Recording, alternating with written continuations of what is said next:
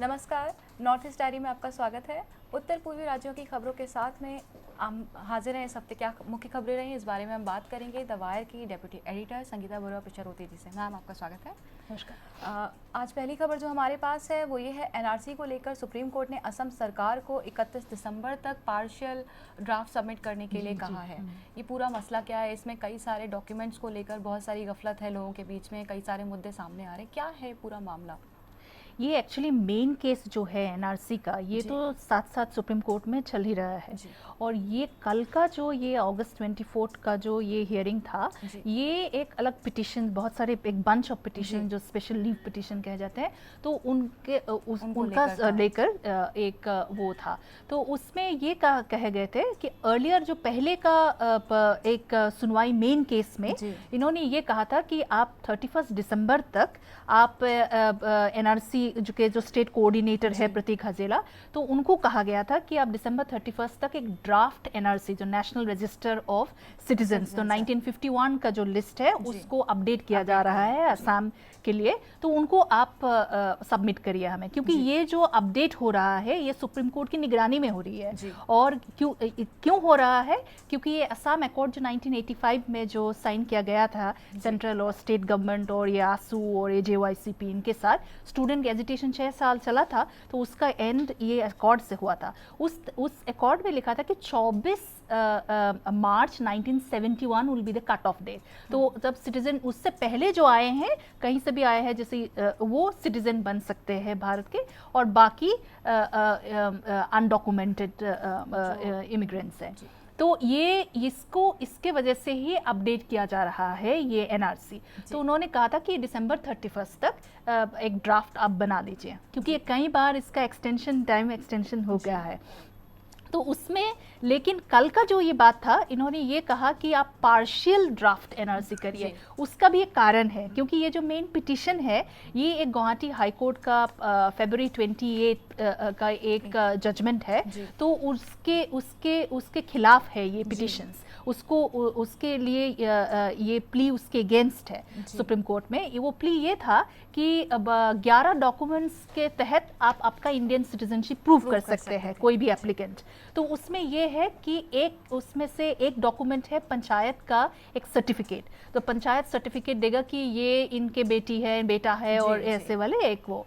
तो उसमें लेकिन ये खाली अकेला आप नहीं सबमिट कर सकते हैं, आपको कोई और सपोर्टिव डॉक्यूमेंट्स चाहिए, जिसको लिंक डॉक्यूमेंट कहते हैं कि मेन डॉक्यूमेंट बहुत सारे और कुछ होने चाहिए।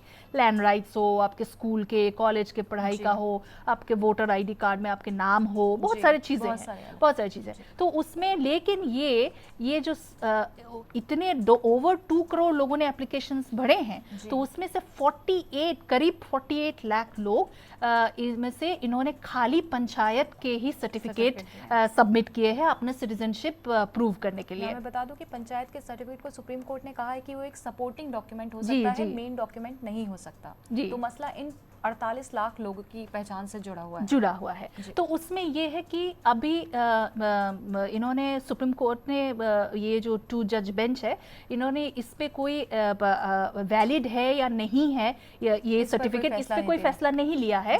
पर उन्होंने ये भी कहा है कि इसमें जो से ये 48 लाख लोगों में से आप जो ओरिजिनल आप इनहैबिटेंट्स ऑफ असम आप सोच रहे हैं, आपको लग रहा है, तो उनका नंबर आप सेपरेट करिए और एक रिपोर्ट हमारे सुप्रीम कोर्ट के सामने आप फाइल करिए। एनआरसी को कहा गया है डिपार्टमेंट को कि आप ये करिए, और अक्टूबर 12 को अगला सुनवाई है, तो तब तक आप ये 6 वीक्स है इसका मतलब, तो ये आपको सबमिट करनी है। इन 48 लाख लोगों में बहुत बड़ा नंबर जो है वो फीमेल्स का भी है। उनकी पहचान से जुड़ा हुआ मसला है कि उनके पास ना स्कूल के सर्टिफिकेट हैं। तो वो पूरा मसला क्या है जो वुमेन रिलेटेड है? नहीं, एक्चुअली ये है कि ये इन्होंने जो सेग्रीगेट करने बोला है, तो सेग्रीगेशन में जो ये हजेला साहब ने कोर्ट के सामने वो रखा, तो उन्होंने ये बात कहा कि मुझे 20 से 22 लाख लोग इनमें से 48 लाख में से कि जेन्युइन लग रहा है, क्योंकि ये विमेन है, ज़्यादातर कि वुमेन, क्योंकि उनको क्यों इन्होंने वो सफाई दी कि मुझे ये लग रहा है कि ये वुमेन है और इनको मैं प्रूव कर पाऊंगा कि ये इंडियन सिटीजन है, लेकिन उनमें say about 3.5 to 3.6 lakh mail है, तो उनका शायद कुछ होगा, उनको मतलब और कुछ देखना पड़ेगा उनको। तो ये बात है कि ये जो आप लेडीज़ की बात कर रही है वुमेन इशू है, ये वुमेन इशू है क्योंकि ये जो वुमेन आ रही हैं ये एक सोसाइटी के बहुत, ये एक मेजॉरिटी ये मुस्लिम वुमेन है, Bengali speaking East Bengal origin के हैं, और ये बहुत ही एक गरीब तबके से आए हुए हैं क्योंकि इनके पास ना एजुकेशन है, ये ना स्कूल गए हैं, कॉलेज गए हैं, तो ये सर्टिफिकेट ये नहीं दे सकते। और दूसरी बात ये है इनकी जो 18 साल से पहले इनकी शादी कर दी गई है, तो ये जब अगर तो फिर ये फादर के घर पे जब इनके वोटर आईडी कार्ड बनने का टाइम आया तो ये एलिजिबल नहीं थे, तो ये अपने पेरेंट्स के हस्बैंड के वहाँ चले तो वहाँ बना, लेकिन ये बात जो स्पैन जो था चाइल्डहुड से, तो आप कहाँ थे ये प्रूव करने के लिए इन्होंने बस पंचायत के सर्टिफिकेट्स ही दे पा रहे हैं। तो इसमें मुझे लगता है कि ये जो हजेला साहब ने इन्होंने कोर्ट में बताया है, तो ये लगता है कि थोड़ा सा उस पे एक अलग नज़रिया से वो देखेंगे, लेकिन उसमें ये बात कहा गया कि अबाउट 3.5 to 3.6 लाख मेल है, तो इनका तो ये इशू नहीं था particularly about voter ID card और इसमें जो लिस्ट में, तो ये भी एक अलग तरीका से मुझे लगता है देखेंगे अभी। जी। दूसरा जो आज हमारे पास मुद्दा है वो भी थोड़ा बहुत महिलाओं से जुड़ा हुआ है। उत्तर पूर्वी कई राज्यों में जो धर्मांतरण के चलते बरियल को डिनाई कर दिया गया है, अंतिम संस्कार करने के लिए जगह नहीं दी गई है, इसमें भी महिलाओं का आ रहा है। मणिपुर में हुआ, मेघालय में हुआ, और कहीं मैंने पढ़ा था असम का भी इसमें जिक्र था। क्या है ये मसला, क्यों ऐसा हो रहा है? देखिए ये मणिपुर में अभी कई दिनों से चल रहा है, अभी बहुत सारे दिन हो गए हैं, ये मेरे ख्याल से अगस्त 6-7 तारीख को ये वो हो चुके हैं। तो उसमें ये है कि ये जो वुमन है, ये महिला, तो उनकी डेथ हुई, तो ये एक्चुअली एक और गांव से बिलोंग करती है, ये उखरूल डिस्ट्रिक्ट में है मणिपुर के, तो ये ज़्यादातर नागा, थंगुल नागा के एरिया है। तो उन्होंने उनका देहांत हुआ, और इनको लेकिन जब गांव ले जाया गया बॉडी को बरियल के लिए, तो ये गांव के लोगों ने उनको बरियल के लिए जगह नहीं दी, मना किए, क्योंकि इसमें ये बात उभर के आई है मीडिया रिपोर्ट से जो समझ में आ रही है, तो ये है कि इनकी जो ये दोनों ही क्रिश्चियन समुदाय के हैं, लेकिन इनके डिनोमिनेशन जो है, ये सेक्ट जो है अलग अलग है। तो ये उसमें तो एक बैप्टिस्ट चर्च के है और एक कैथलिक है, तो ये जो महिला है उनकी जो डेथ हुई है वो कैथलिक उसमें है। तो इनको ये इनका एक अनसेड एक रूल है, कई जगह नोटिस में कई जगह आपको मिलेंगे कि एक विलेज वन डिनोमिनेशन, ये होती है ऐसे।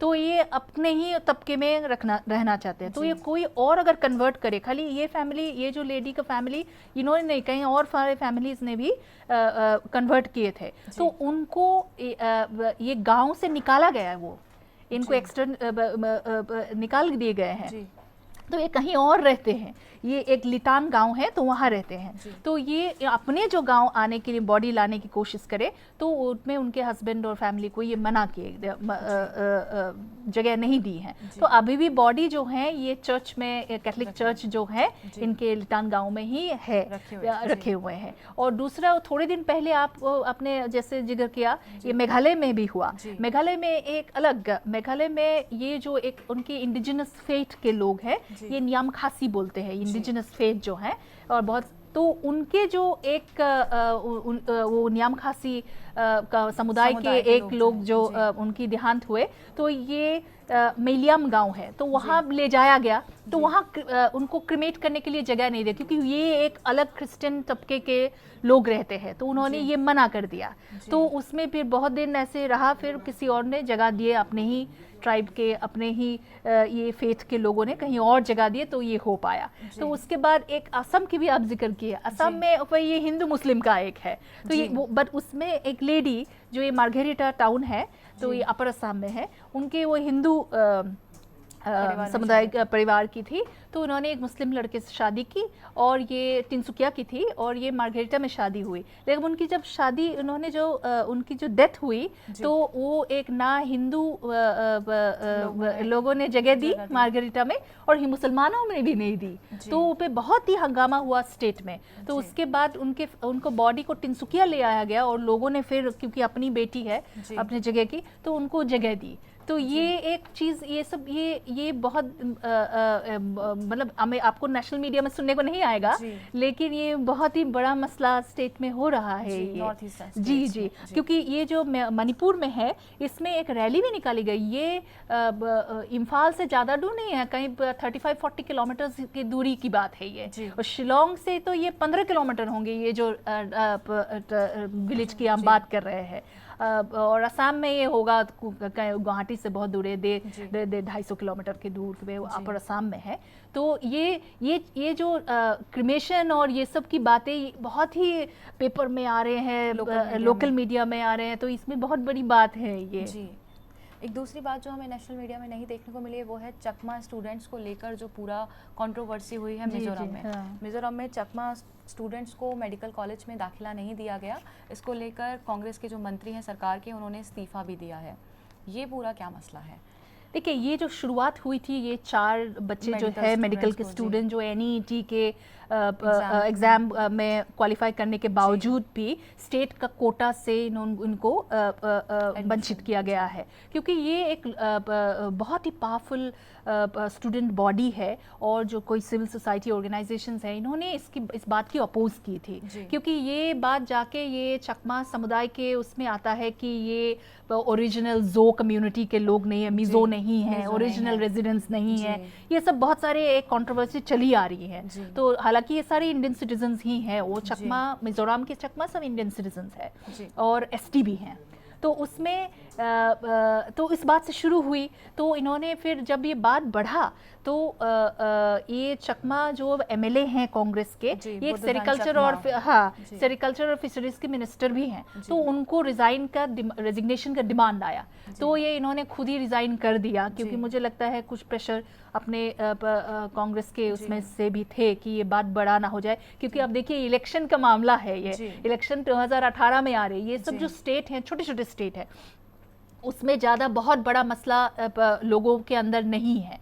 लेकिन अब आप जब देखिएगा, ये बीजेपी अभी जाना चाह रहे हैं नॉर्थ ईस्ट में, तो हर स्टेट में कुछ ना कुछ आपको ये सब देखने को मिलेगा कि एक पावर स्ट्रगल आपको कांग्रेस और बीजेपी के बीच में ज़्यादातर आपको, क्योंकि एक पावर लेने की कोशिश हो रही है और इनको पावर पकड़ने की कोशिश हो रही है। 15 साल से कांग्रेस का गवर्नमेंट है मिजोरम में, तो ये इशू मुझे लगता है जब तक in the run up to elections ये बढ़ेगा। लेकिन तो इस मामले में इन्होंने रिजाइन किया। लेकिन जब आप देखेंगे, अभी एक और बात मुझे क्यों लग रहा है ये पर्टिकुलरली, क्योंकि ये इलेक्शन से जुड़ा हुआ है, इसमें आप देखिएगा बस सेंटर का भी एक रोल अब आ गया है। ये 21 अगस्त को एक ये जो HRD मिनिस्ट्री है, तो इन्होंने ये जो कोटा होता है मणिपुर में, मेघालय, मिजोरम में है, अरुणाचल में है, मेघालय में है, ये सब स्टेट में ना सेंट्रल एक पूल से इनको एक कोटा दिया जाता है, क्योंकि इनके अपने यूनिवर्सिटीज़, अपने मेडिकल कॉलेजेस नहीं हैं। तो ये बच्चों कैसे पढ़ाए, तो मेडिकल स्टूडेंट्स को कैसे फिर क्वालिफाई करे। तो और BDS का भी सीट होता है, तो उसमें एनुअली इनको एक नंबर दिया जाता है कि एक सर्टेन नंबर दिया जाता है, जो क्वालिफाई NEET के नंबर के हिसाब से आएंगे क्वालिफाई करके, उनको आप ये डिस्ट्रीब्यूट करिएगा। तो इस बार 21 अगस्त को ये लेटर पहुंचा है मिजोरम को कि इनके जो नंबर्स थे, इनके नंबर्स मेरे ख्याल से 29 सीट्स MBBS के और 10 सीट BDS में दिया गया था 2017-2018 के लिए। तो ये 8 सीट काट दिए गए हैं। तो एक क्राइसिस हुआ कि नहीं हुआ, तो उसमें एक बहुत बड़ी बात ये हुई है। तो ये मुझे लगता है आगे जाके ये इशू बनेगा। और ऊपर से तो मेघालय है, मेघालय में भी इलेक्शंस होने वाला है 2018 को, तो उसमें ये इनके सीट्स जो कम थे तो ये ज़्यादा कर दिए गए हैं। हालांकि मेघालय में एक अपना मेडिकल कॉलेज है अब है, लेकिन ये सब स्टेट्स में नहीं है। जैसे अरुणाचल में भी हुआ है, अरुणाचल में भी इन्होंने बहुत नंबर्स कम कर दिए हैं। तो ये एक इशू अब पिकअप हो रहा है अरुणाचल में भी। लगता है कि पॉलिटिकल इसका वो जो पॉलिटिकल फ्लेवर जो मिल रहा है वो इसलिए मिल रहा है क्योंकि इलेक्शंस आने वाले हैं। हाँ, और ये election इशू बनेगा, हो सकता है हाँ। कि इलेक्शन में इशू बने और फिर इसी कोटे को बढ़ाने का वादा किया जाए, हो जाएगा, उस कुछ ऐसा पहले हो कम सकता करके है, उसे हाँ, कुछ बढ़ाने ऐसा, का क्योंकि वादा किया ये बात जो ये देखिए अब मतलब टाइमिंग देखिए, तो जी। मैं इसलिए ही कह रही हूँ कि इसकी एक पॉलिटिकल ओवरटोन है, क्योंकि इसकी टाइमिंग जो है ये कभी ऐसा हुआ नहीं। मतलब आप जी। जैसे टाइम आप एक नंबर चुनते हैं इस साल के लिए, तो आप एकदम से इतना घटा देते हैं, और किसी और को जिसका एक मेडिकल कॉलेज है भी, आप उनको बढ़ा देते हैं, और उससे पहले एक कुछ कंट्रोवर्सी ऑलरेडी क्रिएट हो जी, चुका होता है। जी। तो उसमें मुझे लगता है कि इस पे एक पॉलिटिकल ओवरटोन्स तो कहीं ना है। कहीं दोनों पार्टियों के बीच है ये। जी। हाँ, नॉर्थ ईस्ट डायरी में इस बार इतना ही, अगले हफ्ते हम फिर मिलेंगे। धन्यवाद। नमस्कार।